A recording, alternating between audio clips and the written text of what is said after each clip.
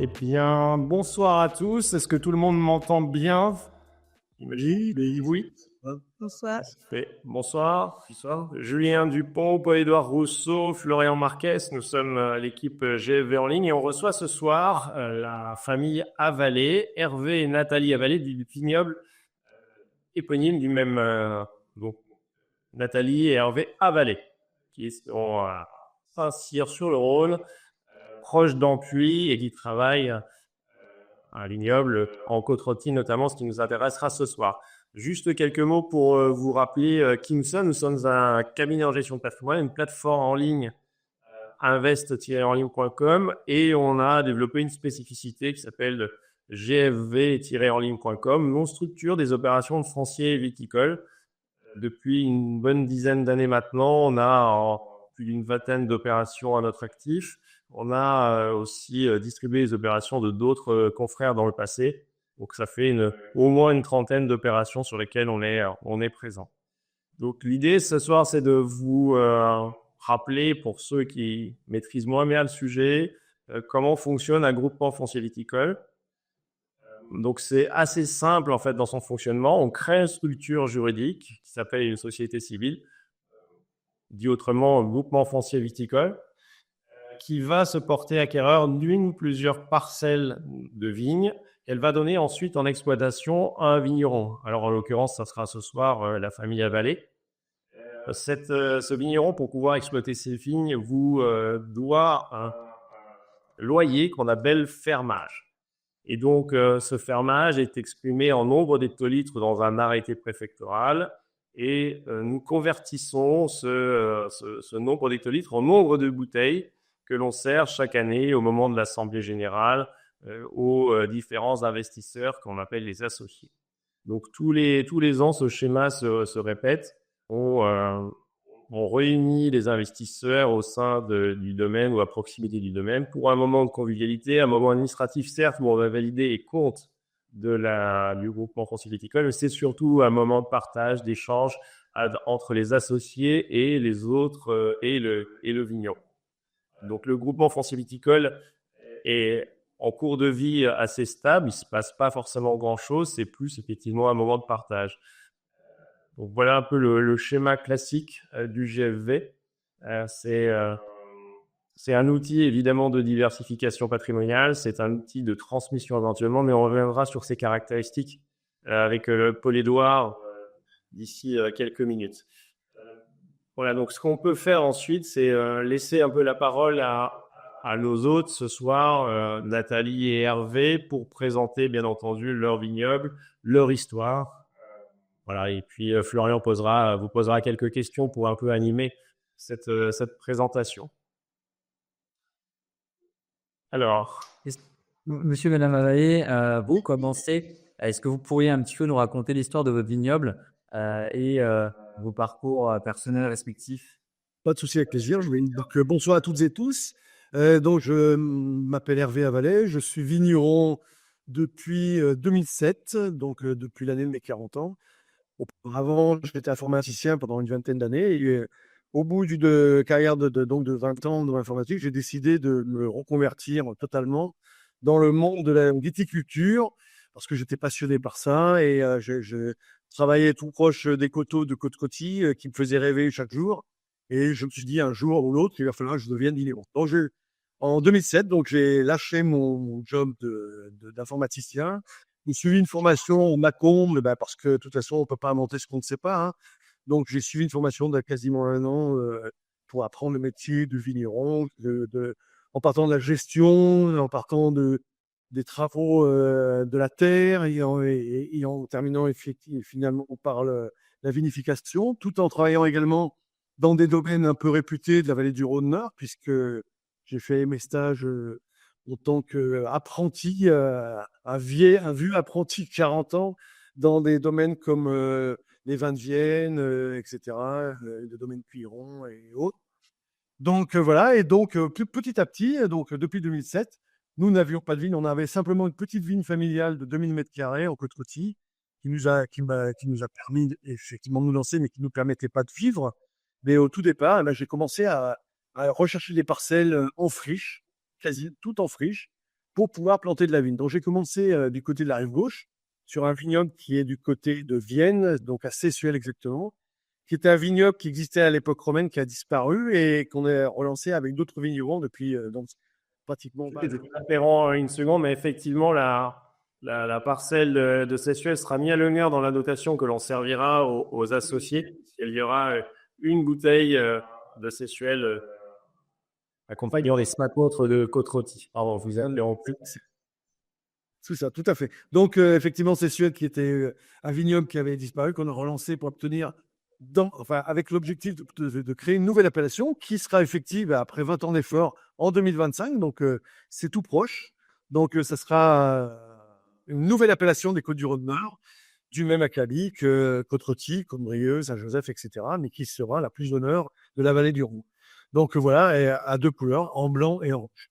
Bon, j'ai planté également des vignes en Côte-Rôtie, notamment celle dont on a parlé, du Condrieu, du Saint-Joseph, des Côtes-du-Rhône, divers et variés. Enfin voilà. Et ce qui me plaît le plus dans le monde du vin, c'est de créer de nouveaux vins. Et pour créer de nouveaux vins, j'ai toujours essayé de choisir les parcelles qui étaient les plus, comment dire, représentatives de l'appellation, enfin des appellations. Et j'ai surtout cherché des terroirs un petit peu atypiques pour créer des vins à mon image, à notre image, des vins qui sortent un petit peu de l'ordinaire, tout en restant dans, dans la ligne qu'on connaît dans la vallée du Rhône-Nord, mais plus avec des accès au niveau du terroir, au niveau du fruit. Bon, le vin, pour moi, c'est effectivement c'est du raisin, c'est de la météo, c'est un peu du travail du vigneron, mais c'est surtout du terroir. Et donc, j'ai choisi toutes les parcelles sur lesquelles on a planté de la vigne, sont des parcelles qu'on a choisies. Et on imaginait les vins avant tout en choisissant les parcelles. Donc, c'est en fonction des envies qu'on avait sur la création des futurs vins qu'on choisissait nos terroirs. Donc, on est essentiellement sur des sols de schiste, de granit, de mica schiste, etc., etc. Et surtout avec des granites aussi décomposés du côté de Congu. Donc, lui, Depuis quand votre épouse, depuis quand votre épouse vous a rejoint? Nathalie, alors, Nathalie, qui était infirmière pendant de nombreuses années, m'a rejoint en 2011. Donc voilà, elle fait partie de l'aventure maintenant à plein temps depuis bientôt 13 ans. Maintenant, elle fait 14 ans, hein, donc le temps passe vite. Et puis récemment, depuis 2 ans maintenant, notre fils aîné, Baptiste, nous a rejoint dans l'exploitation. On ressent un nouvel élan. Il me semble qu'il a un beau CV, votre fils. Il me semble qu'il a un beau CV, votre fils. Il y a quelques beaux domaines en France et à l'étranger. Si on touche un mot. Voilà, Baptiste a travaillé de nombreuses années en Australie, pendant 3 ans pour le domaine chapoutier. Après, il a fait effectivement, il a un certain niveau d'études, hein, puisqu'il a une licence en viticulture, voilà, et en BTS Vitiono également. Et il a fait beaucoup de stages dans tous les vignobles de France, que ce soit dans le Mont-Bazillac, dans le Beaujolais, dans les Côtes-du-Rhône Nord, dans l'Alsace, dans les Côtes-du-Rhône Sud. Et puis également une belle épopée en Australie pour Chapoutier du côté de Melbourne. Voilà. Donc voilà, on est très heureux qu'il nous ait rejoints il y a 2 ans maintenant. Et donc on continue à nous développer et à se lancer dans de nouveaux projets, de nouvelles idées, et notamment dans un nouveau projet. Combien d'hectares aujourd'hui vous exploitez? Alors aujourd'hui, nous avons 12 hectares de vignes en exploitation, donc répartis, comme je vous disais tout à l'heure, en Condrieu, Saint-Joseph, Côte-Rôtie, les vins de Sessuel, les Côtes-du-Rhône, et puis d'autres vins de 20 pays à base de cépages comme Marsanne, comme la Roussanne, comme le Chatuge, comme le Persan, du Riche, etc., etc. Mais on travaille essentiellement les cépages Syrah pour les rouges et Viognier pour les vins. Voilà. Donc aujourd'hui 12 hectares, on continue à se développer puisqu'on a planté une nouvelle vigne cette année. Là, on est en train de la terminer. Celle qui est juste en dessous de votre gîte, enfin du futur gîte, hein, c'est ça, hein? C'est ça. Bon, le futur lieu qui va être consacré à 100% à l'œnotourisme. Donc encore un nouveau projet qui me tenait à cœur depuis longtemps, pour pouvoir faire découvrir aux amateurs de vin, aux qui viennent, le monde du vin, mais en partant du monde végétal jusqu'à la dégustation. Donc, On a pris, donc je crois que Florent, vous voulez vous poser une question? Vous avez évoqué différentes appellations.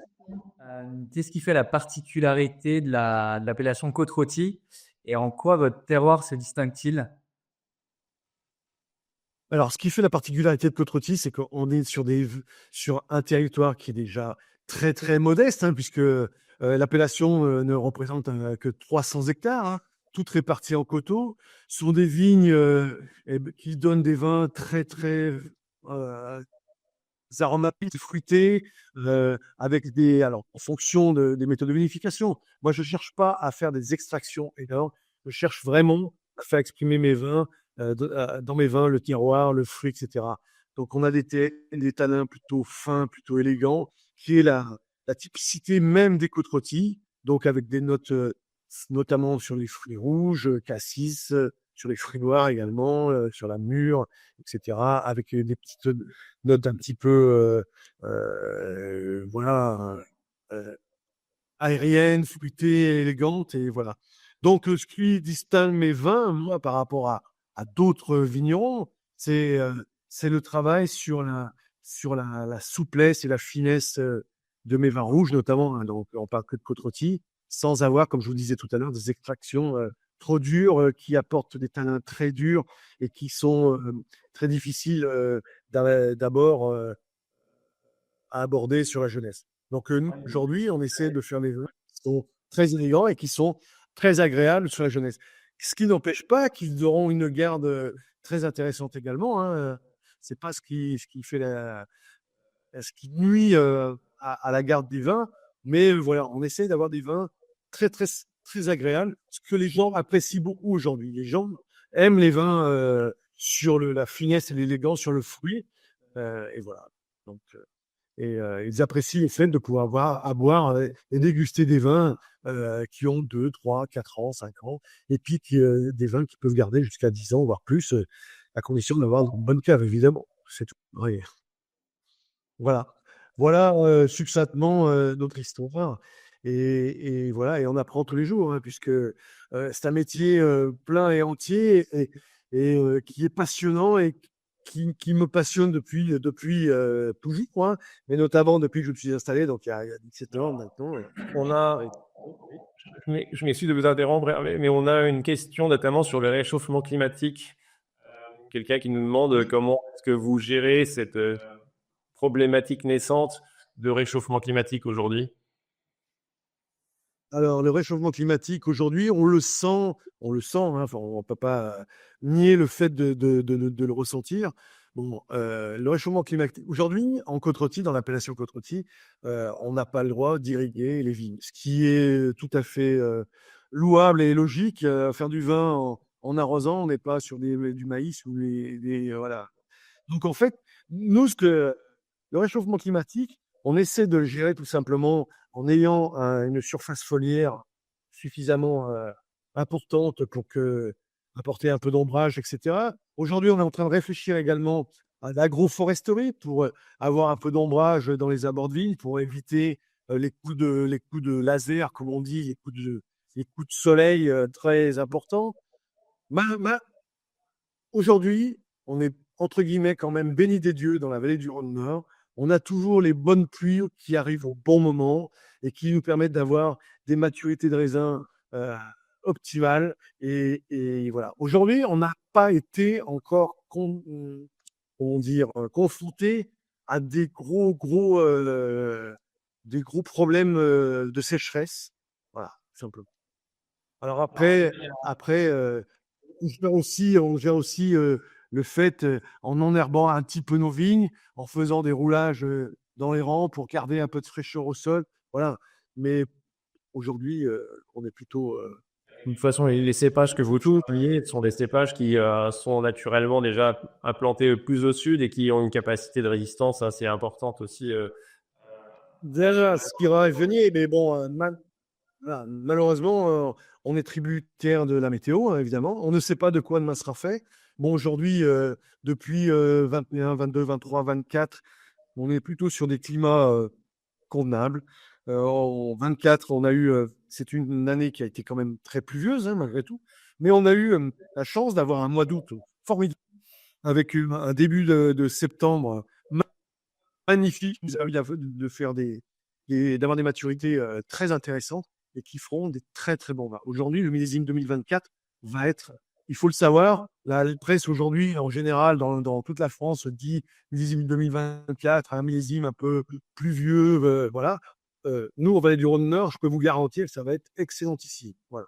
Bon. Bon, très bien. En tout cas, vous avez Yves, Yves qui nous dit qu'il a goûté Oza, qu'il la trouve absolument excellente, la cuvée Oza qui était dans le coffret dégustation aussi. On a aussi Hervé qui, lui, qui se demande en fait si il trouvait ça. Trop super. Alors, voilà. Et donc, il vous demande si c'est la typicité du millésime 2023 ou si c'est votre patte. Non. Ce qui fait, alors sucré, voilà, c'est pas le vrai mot, hein, puisque les vins rouges sont totalement secs, hein, il y a zéro sucre, mais on a cette sensation effectivement de finesse, de douceur, et parce qu'on est sur des fruits et sur des choses qui n'ont pas eu enfin c'est pas une vinification avec des extractions très importantes. On reste vraiment sur le fruit, la finesse, et c'est ce qui donne cette sensation de douceur, de sucré si vous voulez. Mais voilà. Donc effectivement, on est sur des choses très agréables. Voilà. J'ai une autre question concernant votre mode culturel. Aujourd'hui, vous êtes HVE et vous envisagez peut-être un passage en bio. C'est quelque chose auquel vous réfléchissez ou c'est trop tôt encore pour vous? Aujourd'hui, aujourd'hui, nous sommes labellisés HVE3, à niveau 3, depuis un peu plus de 5 ans. On était dans les précurseurs. J'étais le deuxième, en fait, dans l'appellation Côte-Rôtie à obtenir ce label. Donc, c'est un label, bon, on pense ce qu'on voudra. C'est un label qui nous a permis quand même d'être confrontés, d'être proche des problèmes de biodiversité, des choses comme ça. Et aujourd'hui, du fait que notre fils Baptiste soit rentré dans l'exploitation il y a 2 ans, on réfléchit effectivement à passer en label bio. Alors, pas en biodynamie, on va commencer par du bio, tout simplement, dans les 2 à 3 ans qui arrivent. Voilà, tout simplement. Ça sera en fonction, de la météo, de tout ce qui va arriver, etc. En fonction, également du contexte géopolitique, économique, hein, parce qu'il faut savoir quand même que de passer en culture labellisée HVE ou raisonnée, si vous voulez, en culture bio, c'est beaucoup plus d'investissement, tant en personnel qu'en matériel, etc. Donc aujourd'hui, on y réfléchit et à fond dedans. Aujourd'hui, il faut savoir quand même que sans être en bio, on essaie de travailler dans le respect de la biodiversité. On intervient au niveau phytosanitaire que si c'est réellement nécessaire. C'est pour ça qu'on est tout le temps dans nos vies. On les suit tous les jours. On sait s'il faut intervenir ou pas, si c'est le bon moment ou pas. On fait pas du systématique. On va pas faire des traitements phytosanitaires pour se dire de faire des traitements phyto tous les 15 jours. Non. Si ça tient 15 jours, 3 semaines, 1 mois, 2 mois, on fait en fonction de la météo. Donc voilà, tout simplement. Désolé, bon, en tout cas. Il y a une autre question sur le parcellaire. Est-ce que vous faites du parcellaire? Est-ce qu'il y a des cuvées qui sont issues d'une seule parcelle? Alors, il faut savoir que nous, au niveau, enfin moi, au niveau vinification, toutes mes vignes, quelles qu'elles soient, que ce soit une petite vigne de 2000 m², 3000 m², voire une plus grande vigne de 5000 mètres, etc., toutes mes vignes sont vinifiées parcellairement. Tout simplement parce que j'adore découvrir ce que le terroir peut apporter à chaque vin. Donc, par exemple, sur Côte-Rôtie, je fais toutes mes vinifications en parcellaire. Après, je fais en fonction de mes goûts, de mon ressenti, etc. Je fais des assemblages. Aujourd'hui, on a une cuvée Côte-Rôtie qui s'appelle Oza, qui est la cuvée d'assemblage de toutes mes parcelles de Côte-Rôtie. Mais on a également 2 autres cuvées qui sont, elles, parcellaires, qui sont Côte-Rôtie Lamont-Lys, qui est un lieu dit emblématique de Côte-Rôtie, qui est essentiellement sur les pistes. Et on a une autre Côte-Rôtie parcellaire qui est toute nouvelle, qui vient de sortir, qui s'appelle Le Romilly, puisque c'est la première année qu'on la présente sur le millésime 2022. Et dans la doublée, il me fait. C'est ça, tout à fait. Qui est telle sur des granites, voilà, sur des granites. Donc toutes nos vignes sont. J'ai une autre question, Hervé, sur Oui. Sur la localisation des deux parcelles, il y a Régis qui nous demande si on sera en côte blonde ou côte brune. Je crois que je vous laisse répondre. Alors, il faut savoir que Côte-Blonde et Côte-Brune sont des lieux-dits de côte-rôtie sur la commune d'Ampuis. Hein. La légende dit que c'est le duc de Maugiron qui avait deux filles, une blonde et une brune, et il avait des couteaux, il les a partagés. Nous, on sera plutôt du côté Côte-Brune. Voilà. Côte-Blonde, pardon. Le côté Côte-Blonde. Mais on n'est pas sur monsieur Côte-Blonde, c'est. Ouais. On est côté Côte-Blonde. Voilà. Il y a une autre question effectivement sur le mode de distribution. Il y a Vincent qui souhaitait savoir si vous distribuiez à l'international. Est-ce que vous avez été présent en dehors de nos frontières? Alors, nous, pour vous situer, nous, on est parti sur le principe de vendre nos vins à 90, voire 95% au monde particulier. Donc, c'est-à-dire à vous, à moi, etc. Et on distribue nos vins essentiellement sur des événements qu'on crée chez nous, hein, donc avec des journées portes ouvertes, des dégustations, des fêtes, enfin, etc. Et aussi sur des salons des vins dans toute la France. Donc aujourd'hui, on se déplace tout au long de l'année sur une trentaine de week-ends sur des salons des vins qui partent du côté de Lille jusqu'à Pau dans les Pyrénées. Enfin voilà. Voilà. Aujourd'hui, on n'exporte absolument aucun vin à l'étranger. Aujourd'hui. Ça ne veut pas dire que demain, on n'est pas ouvert à ce genre de choses. Oui, parce qu'avec l'expérience de votre fils, en plus, à l'étranger, ça peut peut-être vous amener un jour à sortir des frontières. C'est ça. Oui, tout à fait. Ça pourrait. Mais aujourd'hui, ça se passe plutôt très bien en France. Donc, voilà, quoi. On a une autre question de Régis qui nous demande si vous compareriez à un autre domaine, quel pourrait être cet autre domaine. C'est pas facile, ça. Hein, c'est une question difficile. Hein. Chacun a son. Alors ça, justement, voilà. Voilà, justement, je ne me permettrai pas de me rapprocher de qui que ce soit. Chacun a sa patte, son image, etc. Chacun, entre guillemets, fait les vins à son image, hein, comme je viens de vous le dire. J'aurais du mal à me situer ou à me rapprocher de quelqu'un. Et justement, je ne veux pas, parce que je veux que ma patte soit la mienne et pas celle des autres. Et donc, effectivement, j'écoute ce qui se passe ailleurs, je goûte les vins ailleurs, je vois ce que les autres font, et puis voilà, quoi. Mais non, j'avoue ne pas avoir de modèle, entre guillemets. Voilà, je fais ça au feeling et en fonction de mes envies. On se voit dès le marché, pas de souci. Pas de souci. On est là, on joie. Alors, qu'est-ce qu'il y a d'autre? Est-ce que la dotation sessuelle est en vieux ou en Syrah? Un pionnier. Elle est en Viognier. Il y a une bouteille parmi les 5, donc on a 3 cuvées de côte rôtie distinctes dans la dotation et une bouteille de sessuelle donc en Viognier. Donc c'est 3 rouges et un blanc. Donc on a 5 bouteilles de côte rôtie et un blanc en sessuelle. On va peut-être essayer. Ouais, c'est. Sachant que demain, Donc je laisse la parole à Paul-Édouard qui va vous présenter un peu les caractéristiques. N'hésitez pas à continuer à poser des questions en tout cas, mais il va vous présenter les caractéristiques propres à l'opération de ce groupement foncier viticole en côte rôtie. Donc le GFV côte rôtie avalée, on va acheter 2 parcelles de côte rôtie, donc Bourrier et Cervonnière, pour une superficie globale de 48,95 arts. On sera sur un cépage exclusivement Syrah. Le montant, le capital du total du GFV sera de 854 000 € divisé en 140 parts, permettant, d'accéder à un prix de part minimum de 6 100 €. Pour les gens qui voudraient acheter plusieurs parts, on a fait une limitation à 28 parts. Voilà, pour information. Entre le groupement foncier viticole et la famille avalée, on va mettre en place un bail de 18 ans qui est un bail rural à long terme qui sera tacitement reconductible par période de 9 ans au bout des 18 ans. Et donc, comme Julien l'a annoncé tout à l'heure, la rémunération sera exclusivement en bouteille, sauf sur demande en numéraire, mais je pense que 99% des gens vont plutôt aller chercher les bouteilles. Donc réparties sur trois côtes rôties, 3 cuvées de côtes rôties et une cuvée, donc du coup sexuelle en blanc.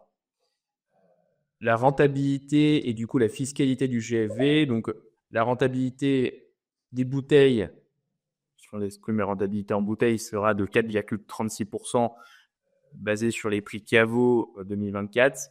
La rentabilité cible de l'investissement, 11,6%, on va dire, sur une hypothèse de revente à 10 ans. Alors, qu'est-ce que ça comprend? Ça comprend la rentabilité des bouteilles et la revalorisation potentielle des vignes. C'est la revalorisation des vignes constatées sur les 10 dernières années. Donc, on a pris le passé pour extrapoler, effectivement, et se dire, bah voilà, si on reproduit exactement ce qui s'est passé, ça donnera, effectivement, ça donnera ça.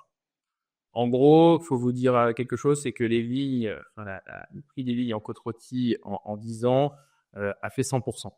Voilà, en gros, donc on est pas certain que ça reprenne en tout cas cette évolution exponentielle pour les 10 prochaines années, mais globalement, le marché, on va dire, de la côte rôtie est quand même un marché assez tendu, donc peu de chance quand même que les prix diminuent du jour au lendemain. Petite surface, petit terroir très recherché, effectivement, donc ça contraint plutôt une pression foncière et donc un potentiel de revalorisation des parcelles. Pour répondre à la question de Pierre-Édouard, donc au bout des 18 ans, le bail est reconduit tacitement pendant 9 ans, puis 9 ans, puis 9 ans, puis 9 ans. Donc, en gros, le bail dure, on va dire, ad vitam aeternam. Par contre, ça ne sous-entend pas que vous êtes coincé avec vos parts. C'est-à-dire que si vous souhaitez à un moment ou à un autre revendre vos parts, vous pouvez le faire. Il y a plusieurs niveaux de liquidité. Un premier niveau de liquidité qui est un droit de préférence au vigneron. Il peut effectivement, s'il le souhaite, se positionner et racheter les parts. S'il ne le fait pas, on soumet votre demande aux autres associés qui se positionnent ou non. Et s'ils ne le font pas, effectivement, là, on revendra au marché secondaire. Donc, on ouvrira à un investisseur extérieur à reprise de vos parts. Donc, le bail dure certes 18 ans et reconduit tacitement par période de 9 ans, mais vous avez la possibilité de sortir avant, même si la plupart des gens ne sortent pas et conservent leur part dans un objectif de transmission. Pour revenir donc du coup sur la détention de parts de GFV, vous bénéficiez d'une fiscalité avantageuse puisque vous avez une exonération de 75% pour les droits de succession et donations jusqu'à 300 000 euros. Vous avez aussi une exonération IFI de 75% jusqu'à 101 000 euros sur la valeur de vos parts. Et puis, si vous souhaitez céder vos parts, vous serez fiscalisé sur la plus-value des parties, enfin, plus-value immobilière des particuliers. Alors, il y avait une question, alors ça c'est plutôt pour, on y reviendra peut-être après, sur la structure juridique. La structure juridique de l'exploitant, vous allez me confirmer, mais enfin, de mémoire, vous exploitez en ORL, hein, monsieur, madame ORL. C'est vrai. SARL. Voilà. En ce qui nous concerne, de toute façon, ça n'a pas, pour le GFV en lui-même, ça n'a pas forcément d'impact, d'intérêt. Dès l'instant, effectivement, on a un exploitant qui nous verse le fermage qui est prévu. Et en gros, on vous rappelle que pourquoi investir dans un groupement foncier viticole, puisqu'il y a un actif tangible et résilient qui est du coup le foncier viticole. Vous avez un rendement qui est plutôt stable et qui ne dépend pas des fluctuations de marché financier, par exemple. Vous bénéficiez d'un investissement qui est plaisir puisque vous recevez une dotation en vin. Vous êtes conviés tous les ans à l'Assemblée générale, ce qui vous permet de passer un moment de convivialité avec les autres associés, mais également avec les viticulteurs sur place. Et du coup, ça permet de diversifier votre patrimoine dans un actif qui est différenciant et qui allie plaisir et patrimonial. Alors, là, il y a Hubert qui pose une question à propos des honoraires annuels. Alors, dans le fonctionnement du groupement foncier viticole, il y a 2 charges. Il y a une charge de comptabilité et de juridique. Donc, c'est un expert comptable, hein, complètement. Et puis, on a une charge qui est liée à l'impôt foncier. Donc, ce sont ces 2 seules charges que ne supportera pas le groupement foncier viticole ces charges seront supportées par l'exploitant. On a volontairement réduit le fermage qui devrait être servi pour compenser cette charge qui aurait dû être payée par le groupement foncier viticole. Donc, en soi, il n'y a pas de frais à prévoir en cours de vie du groupement foncier viticole.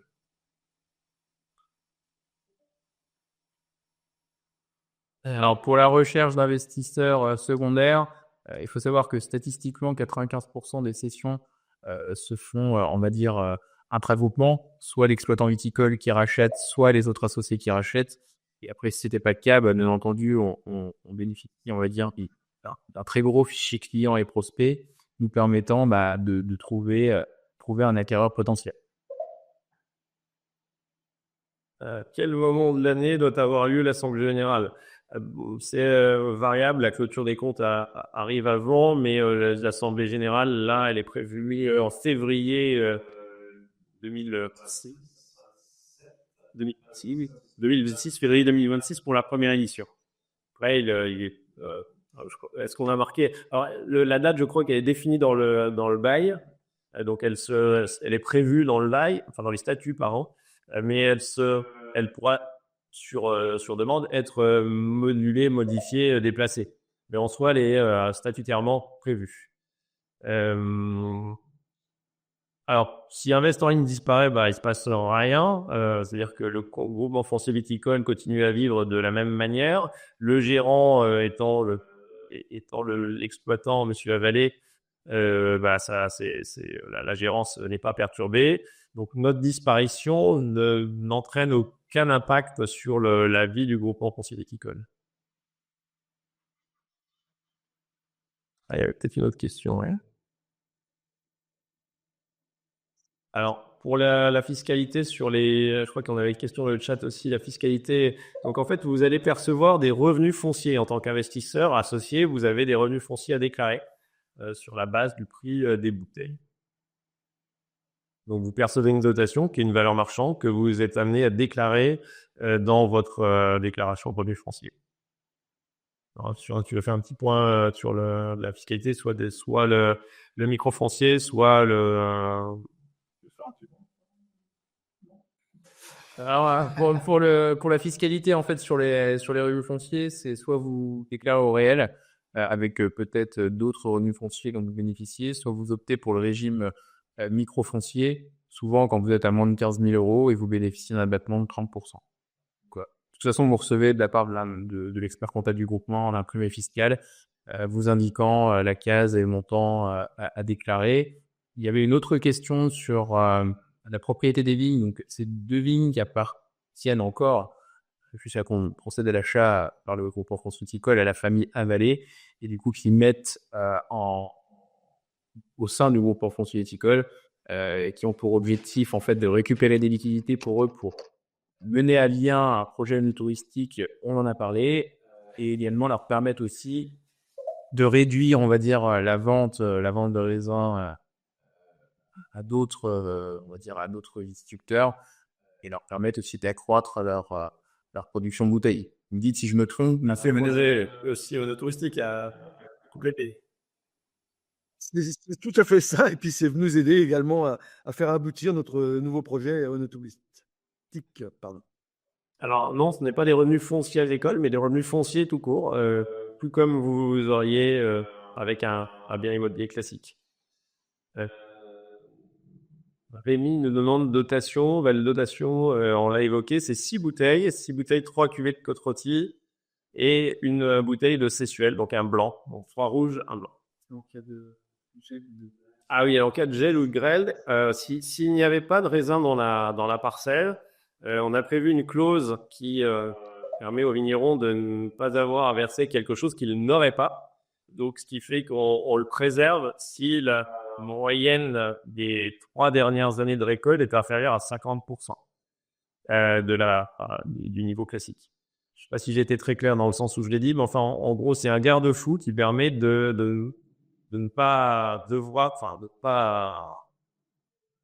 que le viticulteur ne donne pas quelque chose qu'il n'aurait pas. Donc, le fermage serait dû soit dans une équivalence de sa gamme, soit en numéraire versé sur votre compte bancaire. Alors non, une SCI ne peut pas acheter une part parce qu'on a volontairement fait en sorte qu'il n'y ait que des personnes physiques pour permettre aux associés de bénéficier des avantages fiscaux, notamment l'abattement au sens de la transmission donation et aussi au sens de l'impôt sur la fortune immobilière.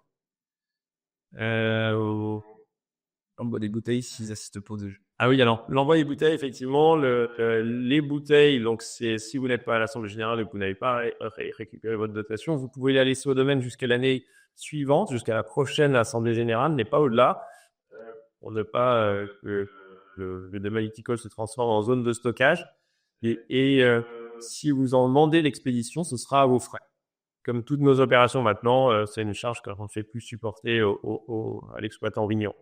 Et vous avez aussi la possibilité, courant de l'année aussi, d'aller voir le domaine en les prévenant en amont pour venir récupérer votre dotation. Oui, ce sont des gens très sympathiques et accueillants, la famille Avalé. Il n'y a pas de problème, monsieur, c'est avec grand plaisir. Il y a M. Catin qui est venu nous voir. Réduction sur les achats supplémentaires. Oui, alors on a prévu effectivement un geste commercial si vous achetez du vin en tant qu'associé en plus de votre dotation, bien entendu, et vous avez droit à une réduction. Donc j'ai oublié le montant, mais on l'a précisé, 10%. 10%. 10%. Bon, voilà, c'est confirmé par Hervé et Nathalie, donc 10%, 10% sur tous vos achats supplémentaires. Quand pourra-t-on réserver le gîte? Ça dépend à la vue. Désolé, Gali, c'est rempli. Pas avant 2026. Pas avant 2026. Il y a à peu près 1 an et demi de travaux. Alors, le lien entre la partie hôtelière, et pour répondre à Bernard qui pose la question, quel est le lien entre le GV, la partie hôtelière ou gîte? Il n'y a aucun lien. C'est juste que c'est un apport de capitaux pour la famille Avalé permettant de poursuivre et de finaliser les travaux du gîte. Fabrice demande du coup la tolérance fiscale en matière de numéraire. C'est-à-dire qu'en fait, dans votre déclaration, au niveau des revenus fonciers, le montant que vous avez déclaré ne doit pas être celui des valorisations des bouteilles au tarif ETC. Il y a une certaine tolérance fiscale, on va dire, de la part de l'administration. Et donc, on sera plus sur un revenu qui sera déclaré en numéraire d'environ 1 à 2% du montant de votre prix d'appart. Voilà, en gros. Combien de parts sont mises en vente? Donc ça, 140. Et je crois que... À combien y a-t-il de récoltants en côte-rôtie, monsieur et madame Avalé? Vous avez une... Ouh là là. Alors là, de récoltants, alors, d'embouteilleurs, je crois qu'on est 70 à 80, un truc comme ça, d'embouteilleurs, hein. Donc de vinificateurs. Après, il y a énormément de petites structures qui ne produisent que du raisin et qui vendent leur raisin à des grands négociants, style Domaine Guigal, Chapoutier, enfin, etc.